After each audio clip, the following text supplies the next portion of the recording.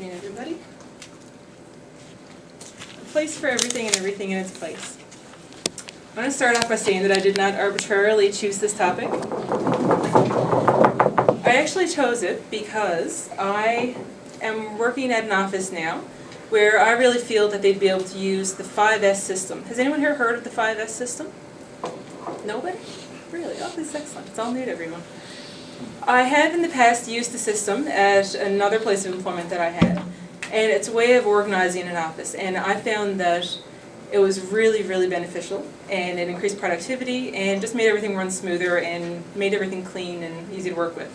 So since I'm at a new location, I figured that I would try and implement it by presenting it to the managers at this company. So I thought I'd practice by presenting it here to you tonight.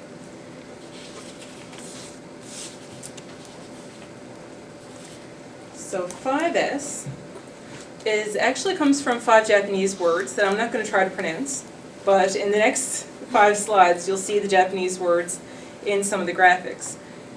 They represent 5S concept, which means that everything starts to run smoother, things get stabilized and simplified. You clean up everything around you so that things are more efficient and productive. And it's a lot about visual cues, so that all the staff know where everything is due to labels and filing, everything being color-coded, and everything having a place. As I said, a place for everything, everything in its place.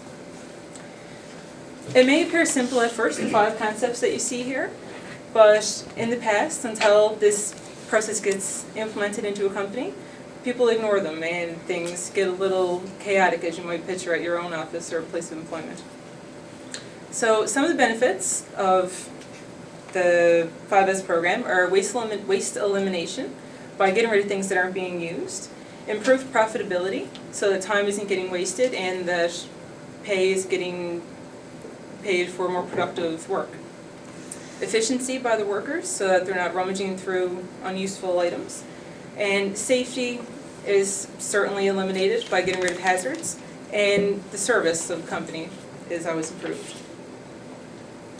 So at the place that I've been working for the last couple of years, I started to implement the 5S system, and initially people were very, very reluctant to listen to what I had to say.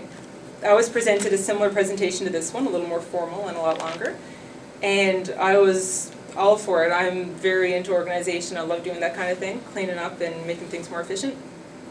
But when I went to some of the more senior staff, they were very reluctant. They didn't want me to touch any of their things or tell them, how often have you used that? They didn't want to hear any of it.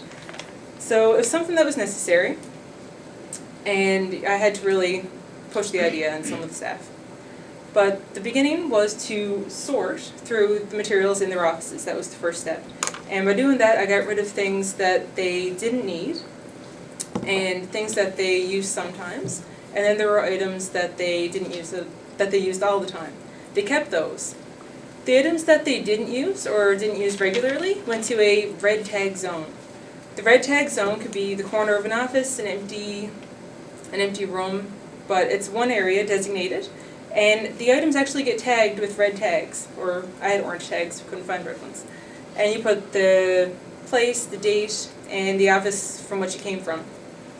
And everything goes into this red tag zone, and if it doesn't get used in about 6 months, and someone else doesn't take it to use it, then it gets tossed or given to charity if you don't need it. And this could be things like computers and just extra stationery, filing cabinets, safes, things like that.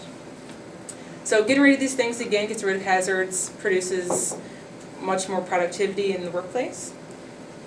And the next step would be to set in order. What's left after you sort, you set in order. You put it in an organized system. You identify everything that you have. Labels are very, very helpful. Some people will put things back where they don't belong. So if everything's labeled, everyone knows where it belongs. So you have a proper place for everything, and you set up a system so that when things are taken from one place, that it'll get put back. So everyone has to know. So either by color coding or labels are the best ways. And these, whatever you set in order, it should be adaptable so that if anything in the company changes, that the system can change with it. So that it has to be flexible. Can't be too set in stone. So once everything's in its place and you have your 5S label area, you want to keep everything clean. And this isn't just doing one cleaning. You want to make sure that this is something that is ongoing, regular cleaning, done maybe through a cleaning schedule, or just having designated people doing certain jobs. If we don't do this, then things can certainly get chaotic again, because if there's not a regular regime and a cleaning schedule, then things will start to go back to the old ways. People get back into their comfort zones. They'll go back to whatever they used to do, because you have to focus on the long-term maintenance. So by doing the cleaning, you improve the health of the company, because people can see the floor, you can see where there's dirt. Sometimes they suggest maybe painting the floors and using tape so that you have your safe zones. And a lot of this is mainly for production companies where they have plants and things such as that. And once these 3 steps are put into play, then you standardize. You make this the way. You make it easy to accomplish. You make it almost impossible to go back to the old habits, because someone is going to be maintaining. And they're going to go back and make sure that it's all being kept in order, and that the cleaning is being done and things are being put in place.